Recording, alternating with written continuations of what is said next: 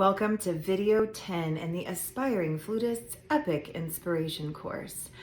Vibrato can be a mysterious subject for many flutists, largely due to the wide variety of descriptions given by different flute teachers.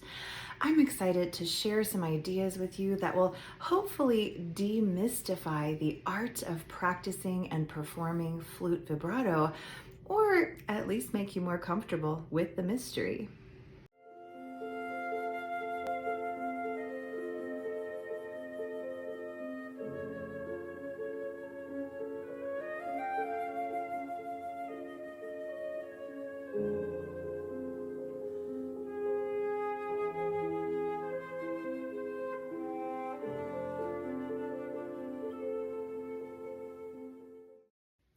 Here's a quick story about vibrato that's an important memory from my flute journey. I only had 2 days left to submit 4 recordings of orchestral excerpts for a competition, and my professor at the time said that 3 out of the 4 recordings sounded great, but that my Brahms 4 excerpt needed more vibrato. Now, I had no idea how to respond to this because I thought if I added any more vibrato, it would sound ridiculous, possibly like an elderly person singing way too enthusiastically at church. Amazing grace. I didn't want to sound anything like that. I wanted to sound elegant and mature, but she was pretty insistent that it needed more vibrato, and I did respect her, and I loved the way that she played, so I thought I at least had to give it a try. Luckily, I was able to stay late in the concert hall to record the night before the recordings were due, and I put the recorder in the back row, and I would yell at the recorder which version I was about to play. So I said, "Here's my normal version," and then I would play. And then here's the one with more vibrato. And then I played what I thought was an excessive amount of vibrato. I did this a few rounds and then went to the back row to sit and listen to the takes I had just recorded. I was shocked. I couldn't believe it. The normal versions sounded pretty good, but when I listened to the versions with what I thought was excessive vibrato, they had transformed. It sounded like a real principal flutist playing in the orchestra. That night was really important for me. It was one of many memories I have of realizing that what we think we sound like is not always what we actually sound like. And when it comes to vibrato, sometimes you may feel like there's a tremendous amount of energy coming from you, almost to the ridiculous point, but what comes out of the flute is much more elegant. So I encourage you to use the same technique that I used that night. Talk to your recorder and try different approaches with your vibrato. You'll be able to tell really quickly when you listen back which one you enjoy the most.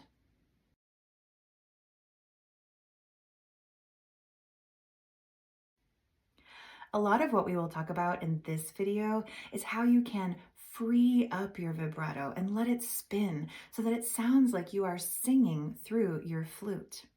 When it comes to finding the secret sweet spots for vibrato, they are extra secret and can only be found in motion through what I call sneaky listening. Imagine a magical garden gnome that has just been running amok in your garden when they sense you looking at them.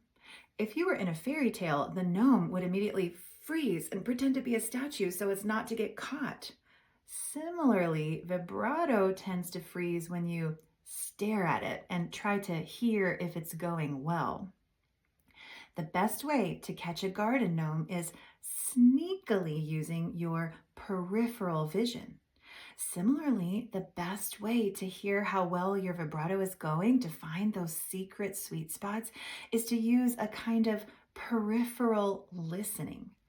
Rather than analyzing the vibrato on the note that you're playing, listen to your vibrato as it flows by on its way to the next note and the next and the next. I always recommend that you listen in the moment, but remember, this moment is flowing forward.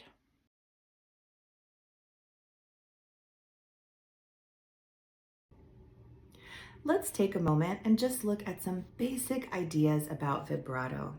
The images you see at the top of your screen, shimmer vibrato and operatic vibrato, are represented by shallower, quicker moving waves and bigger, more curvy, voluptuous waves. The parallel lines represent the tone, and the spiraling waves represent the vibrato itself. The twinkles represent the special quality of shimmer vibrato, and the shape around the operatic vibrato represents the resonance that it helps to create. The image you see at the bottom of your screen shows you vibrato depth, the height of the waves.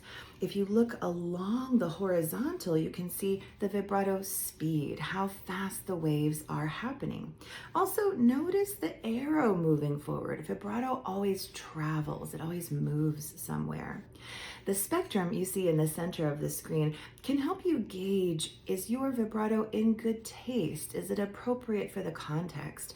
If you're playing a nice, easy mezzo forte cantabile passage, maybe at a moderate tempo, easy, flowing, spinning, vibrant, full vibrato, singing. We always want to sound like a singer. These are good words to think of. If you're in a very exciting moment, very passionate, maybe it's high or loud or fast, intense, you might want to use operatic vibrato, passionate, leading. Again, this word spinning, dramatic, deep waves. On the other end, shimmer vibrato may be for a special intimate moment or a playful or soft one.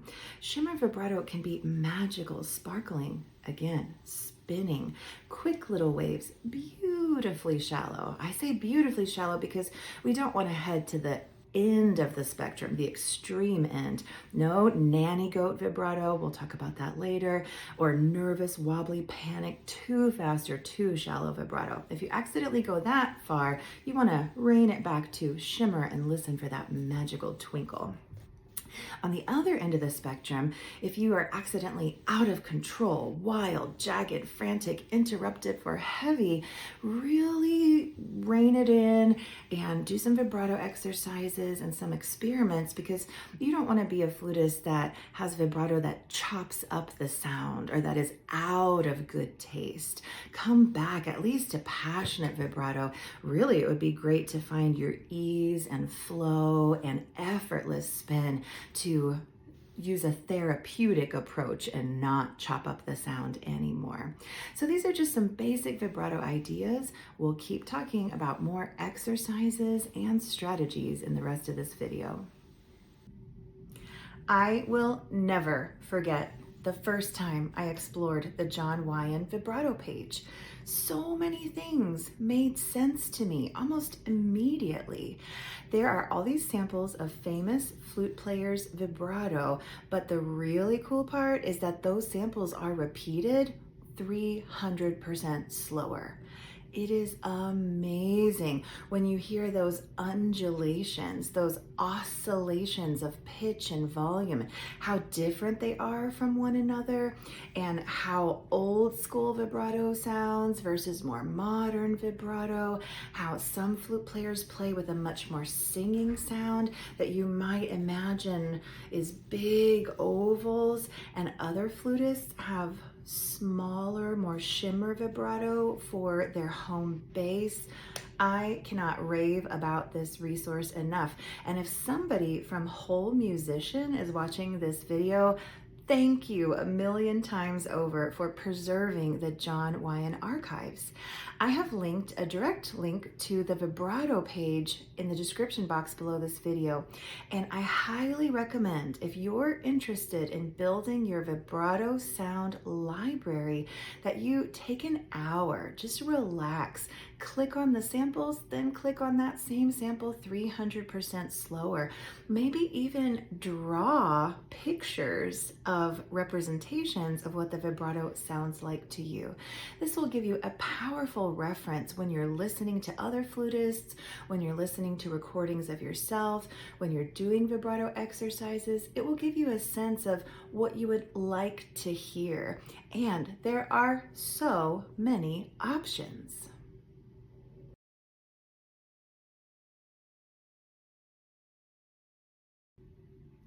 We're going to get to some specific vibrato exercises soon, but I want to cover the sfumato of it all first, the tension of opposites. Just for fun, I looked online and asked AI, how do flutists make vibrato? And as you can see on the screen here, AI reported, some flutists believe vibrato starts in the diaphragm with the throat and larynx acting as a sympathetic vibrator. Others believe vibrato is produced by a combination of diaphragm and throat pulsations. Still others suggest that the throat is the primary source of the vibrato, with the diaphragm responding sympathetically. This is a small clue to something that I've definitely noticed over a lifetime of playing flute. You could line up 100 wonderful flutist performer teachers, and you would get 100 different descriptions of how vibrato works. I'll share with you in this video some things that I think about, and you may already have a variety of opinions that you've noticed about the subject of vibrato, but I want to give you my number one tip for figuring out how vibrato works for you in your body.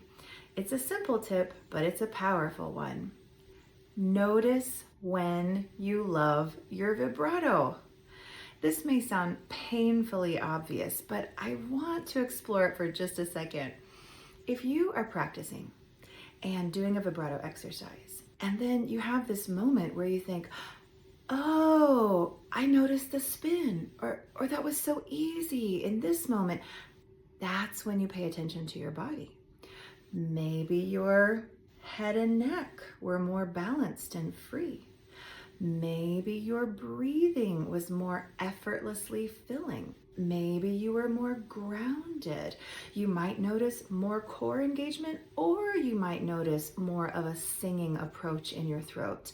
What if you're practicing your favorite piece and you get to the long high note and you think, oh, that's the prettiest vibrato I've ever played? Notice why it worked. I point this out and I bring to you this simple yet powerful tip because I think it's very tempting, especially with topics like vibrato, for flutists to simply be in the diagnosing game. Oh, my vibrato is doing this, or oh, this teacher said to do that, and I have trouble with this. And we get stuck in analysis. And as I described to you in the example with the garden gnome, when we stare at our vibrato, even through analysis, it freezes up. It becomes something that it's not. So stay open-minded, embrace the sfumato of it all, and notice your best vibrato moments. That's when you'll be able to tell how your body creates vibrato.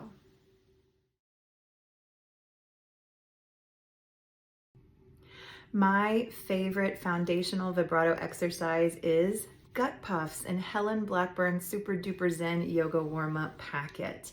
I love the way it helps me find the spin in the vibrato, that sense of perpetual motion, and I love using it to coach students. We're able to catch anything that's an obstacle to free-flowing vibrato in the slower tempos of the exercise before notching it up and getting more access to that perpetual motion.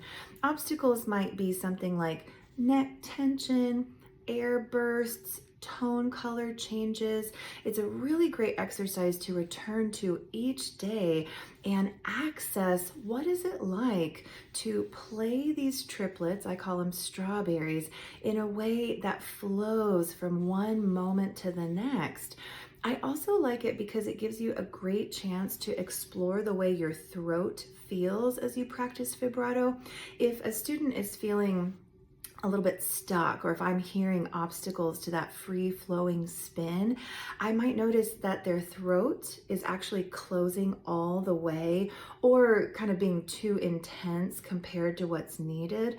I included the visual of the water faucet with the steady stream of water on the screen because it's kind of nice to think of the air flowing through your throat like water through a faucet. And as your throat facilitates the vibrato, it's like massaging the water, not completely chopping through the water. It's all very subtle. And I'm always going to be a cheerleader for you, staying in the world of sound with sound as your top priority, even as you're exploring the feelings in your throat. If you like what you hear, clear tone, nice flow, a little sense of subtle motion in the beginning in the slower tempos, and then on your way to perpetual motion. If you love the sound, then the feeling that you're noticing in your throat can be really helpful data collection.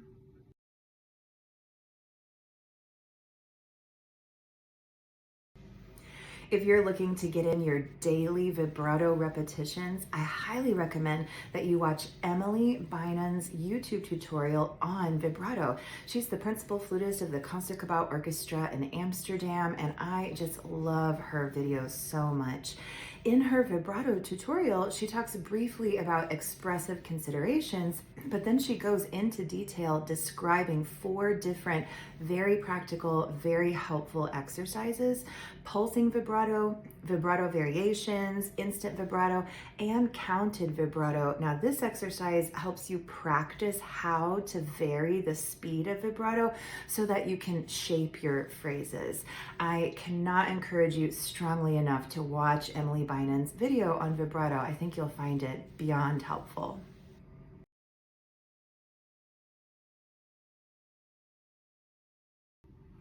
Micro steps have ripple effects, and it is so worth it to invest in those micro steps when it comes to finding special speed and depth of vibrato for meaningful musical moments. Whether it's the first note of the piece, the last note of the piece, the climactic moments, vibrato matters. It can really enhance the emotional content or detract from it. Now, as you're exploring speed and depth of vibrato waves, keep in mind that just like there are many different philosophies on how vibrato works in the body, you can talk to a lot of different flute teachers and they'll all have different descriptions of vibrato guidelines for speed and depth, like what you do when you play high or low, loud or soft, fast or slow. Keep collecting your clues, of course, but the best is to collect your clues in the world of sound. So listen to the vibrato of your favorite flute players, add your favorite singers to that list. String players are really helpful because you can actually see the visual component of the vibrato in their hands. But no matter the vibrato philosophy, I think the following guideline is helpful to all of us. This is from John C. Krell's Kincaiddiana. A note can be made to travel by letting the vibrato evolve in speed, amplitude, and timbre as the intensity increases, like a flower blossoming. Conversely, one can shift down and dissolve into a straight sound in a diminuendo cadence. It is so inspiring to me to think of time-lapse photography. Think of a rose going from the bud to the fully bloomed flower. Our vibrato blooms and evolves in this way with the rise and fall of a phrase, with the rise and fall of intensity in the music. A blooming, blossoming flower is a great visual for the sound of vibrato evolving in your music. I also like to think of another image. I heard this from a flute teacher when I was younger. That dissolving into straight tone for a diminuendo. She talked about the chocolate dipped ice cream cone from Dairy Queen. So you dip it in the chocolate and then it's got that curly cue on top, just like the vibrato ending up straight tone at the end of a diminuendo. Now, I want to show you the vibrato speed and depth finder exercise. I've linked the PDF below so you can use it. And I did take the time to provide concrete checklist style steps, and it kind of seems like a math equation, but that's just to get you started. Once you catch what I mean about the listening thread from the rhythm to the trill to the vibrato waves, feel free to just improvise the exercise any way you like going forward. It's a really intuitive exercise once you get the hang of it. Feel free to ask me questions if you have any. Okay, I'm going to use the B flat from the beginning of Debussy's Syrinx. I think of the vibrato here like a cry. Pan is lamenting his lost, unrequited love, and probably sitting by the water playing his panpipe. So I want to get a speed and depth of vibrato that really sounds like a cry to my ears. Now for a cry, especially if you're thinking of an ugly cry, it's probably not just a little reined in shimmer vibrato where I might use a half step in this exercise to evoke that type of wave to my ears. So I'm going to go ahead and go a little bit bigger with a whole step. So with these triplets, I'm going to start with B flat and C. And if you look at the bottom of the PDF that I linked, the Vibrato Speed and Depth Finder, you'll see that I'm going to do 4 triplets, going to a trill, going to the vibrato, and I'm going to listen to the thread. I'm going to let the energy of the rhythms morph into the energy of the trill wiggles, which morph into the vibrato waves.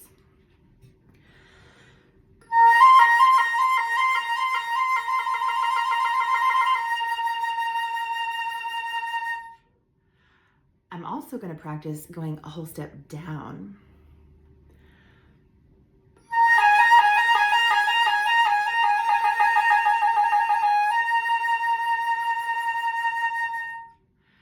The going down a whole step was kind of interesting. It helped me listen low to the B flat. Then you can also do a quintuplet to get a little bit more curve in the waves, a little faster vibrato waves too. So B flat C, B flat, A flat, B flat.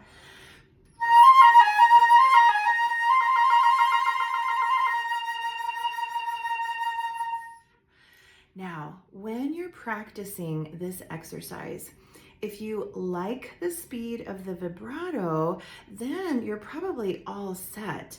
But if you are looking for a bigger wave, maybe you could increase the interval. If you want it faster, you could either bump up the tempo or just stick to practicing the quintuplet version. If you want it to be slower, you could either stick to the triplets or do slower tempos. Use the intervals to explore depth of vibrato, the amplitude, and then also use the rhythm, triplet or quintuplet, and tempos to explore the speed. You can do unlimited exercises with this. Do be sure to let me know if you have any questions.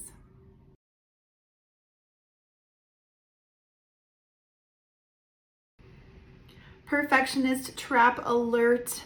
If you have received a critique from a teacher, a judge, or even your own brain concerning your vibrato, and then you start to work on the problem, your vibrato is probably getting super weird right about now.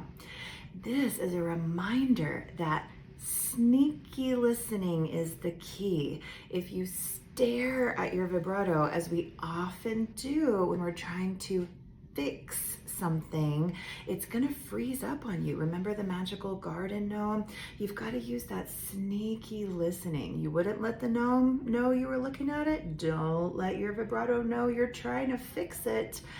I want you to think about transforming your vibrato in a very relaxing yet rejuvenating, almost spa-like environment. Do vibrato exercises, do vibrato experiments, but do them in a playful, energized, passionate, in the mood of the music kind of way. If you forget that vibrato is always on the move, it's always taking you from one thing to the next, you're in danger of accumulating physical tension, getting stuck, of making your vibrato even weirder than it was when you got the critique in the first place. I want you to be super open-minded, replace judgment with curiosity, and even walk around the room as you do your extremely kind to yourself vibrato experiments.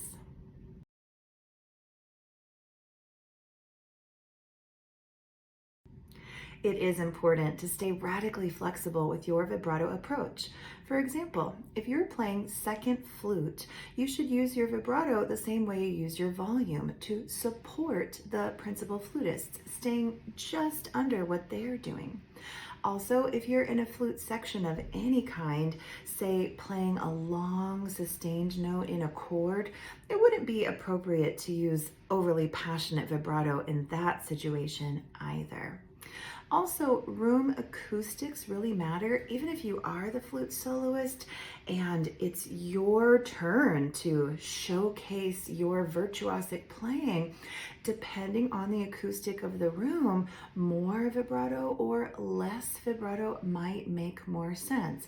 Stay in the world of sound, but also in the present moment, in context. Think of your role. Are you the soloist? Are you a supporting player? Are you part of a large group or a small ensemble? There are many different factors. Use good taste to the best of your ability.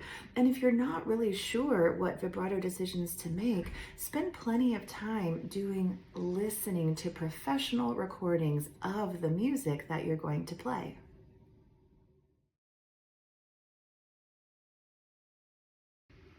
The thicker the myelin, the faster the connection.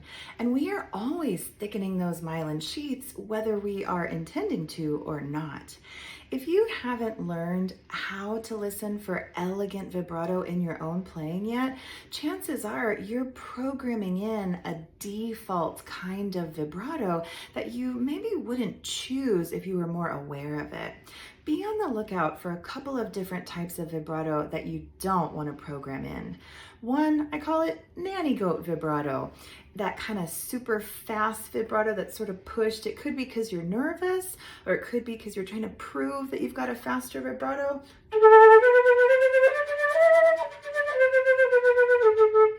Anything that sounds shaky like that, or anything resembling a nanny goat, you want to figure out a different way to go about things.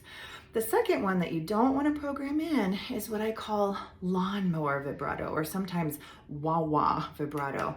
I have a lot of amazing students with beautiful tones, but sometimes they start a passage with a beautiful tone and their vibrato already makes sense to my ears, but then it's like they're trying to prove that they're playing with passionate vibrato, and we might get something like this.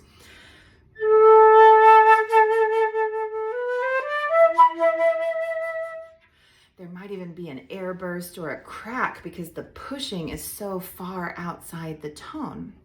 Now, what can you use as your sort of home base? I hope that you practice the exercises in this video and you do lots of experiments and lots of collecting your clues in the world of sound, but you do need to have some idea of what your home base that you're starting with is for vibrato. I'm going to advocate for something that at first may sound like bad advice, because you may have learned as a young flutist, no vibrato on fast notes, yes vibrato on long notes and destination notes.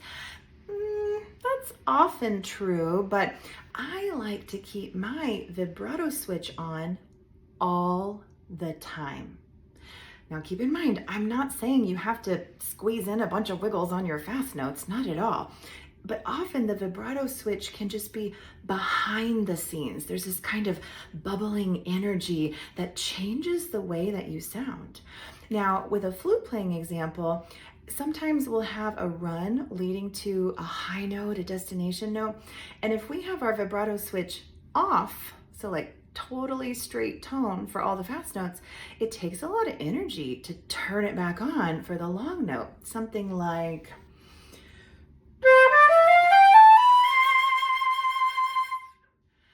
And those air bursts tend to come when you're turning your vibrato switch on and off all the time. However, I'm going to turn my vibrato switch back on, and it's going to be behind the scenes. You're not going to hear a bunch of wiggles on the fast notes. It's just much easier when it's on to go ahead and flow into the vibrato of the high note.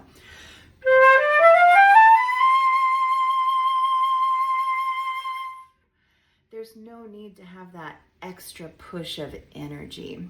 One more example just to show you what I mean about the vibrato switch. If you imagine a young singer who's not experienced with vibrato, just kind of laying out a straight tone scale, ah,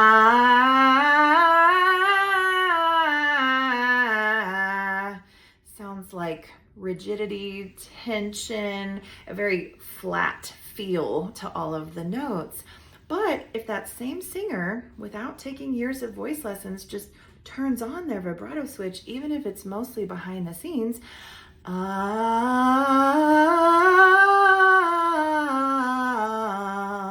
there's a kind of softening, a smoothing of the air path that makes everything nicer to listen to. So of course, do your own experiments, but I highly recommend that you give the vibrato switch on a try.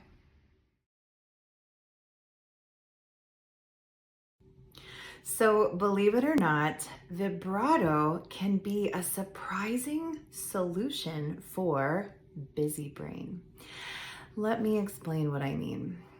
I have taught countless students that were experiencing some kind of busy brain.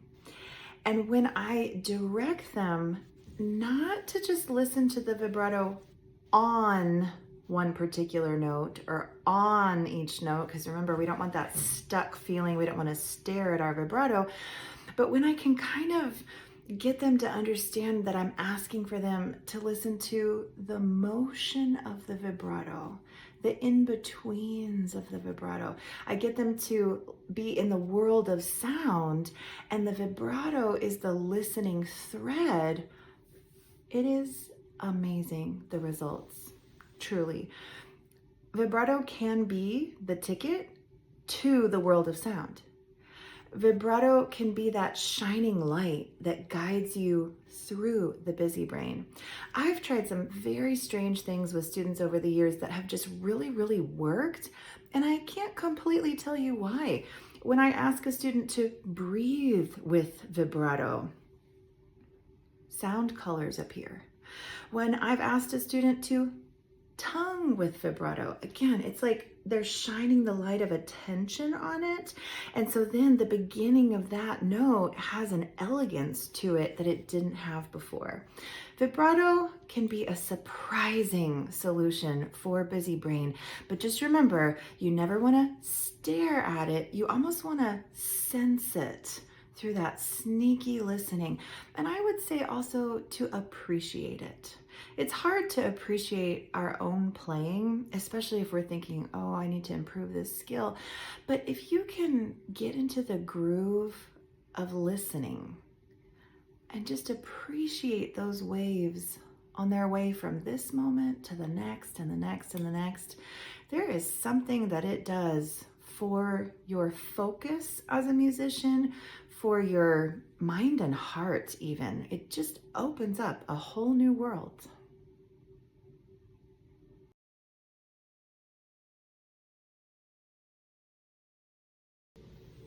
As a musician and teacher, sing-along surrender is always my goal. And when it comes to vibrato, I really believe that the only way to sing along surrender, that in the flow, in the zone music state, is love-based vibrato. Vibrato decisions that are coming from love, not fear.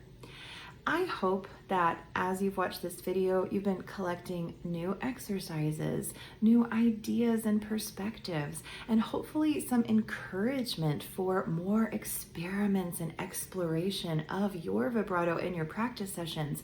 But if you are still feeling a bit confused or stuck, if you're still feeling like vibrato is just super mysterious, I want to tell you, you're not alone. I've met a lot of flute teachers that avoid teaching vibrato because it's a challenging subject to teach.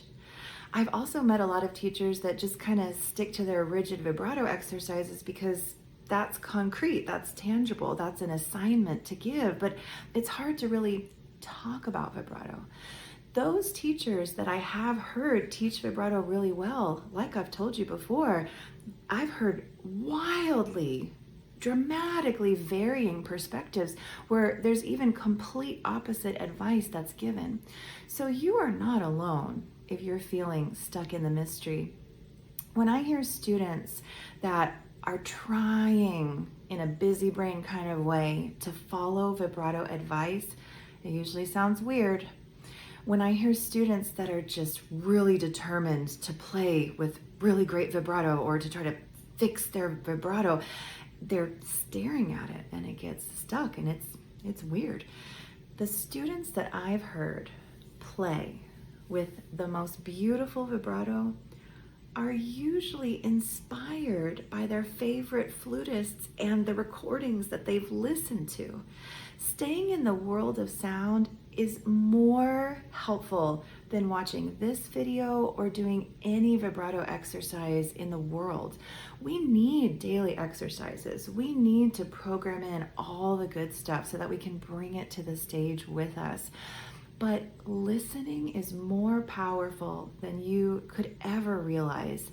You listening to beautiful music, singers, flutists, string players, you listening to beautiful vibrato is the biggest gift you could give yourself.